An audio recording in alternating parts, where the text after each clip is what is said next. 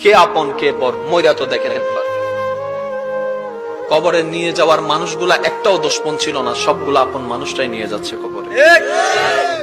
আমি চিৎকার দিয়ে আওয়াজ দিয়ে বললাম, ভাই তোরা তো জানিস আমি কবরে থাকতে পারি না, তোরা তো জানিস আমি অন্ধকারে শুইতে পারি না, তারপরও আমার জন্য কবরটা খুঁড়ে দিলি। খাটের নিচে যখন চোখ দিয়ে তাকালাম, ইমানদার ভাই মনের কান দিয়ে শুনুন, খাটের নিচ দিয়ে যখন চোখ দিয়ে তাকালাম, মনে মনে ভাবলাম হয়তো শত্রুরাই কবরের দিকে নিয়ে যাচ্ছে। যখন নিচে তাকাই দেখলাম চোখ কপালে উঠে গেল, একজনও আমার দুশমন নাই, সব আমার আপন গুলাই আমাকে খাটের মধ্যে নিয়ে কবরের দিকে নিয়ে যাচ্ছে। কে আপন কে আপন? প্রশ্ন করতে থাকুন নিজেকে, কে আপন কে আপন?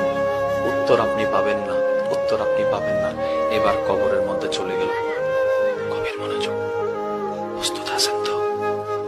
প্রস্তুত আছেন তো? ইনশাআল্লাহ। প্রস্তুত আছেন তো? ইনশাআল্লাহ। লাশটা কবরে রেখে দিল। উপরে আস্তে আস্তে চাটাই দিচ্ছে। ওই পাশের ফাঁকে ফাঁকে কিছুটা আলো ঢুকছে।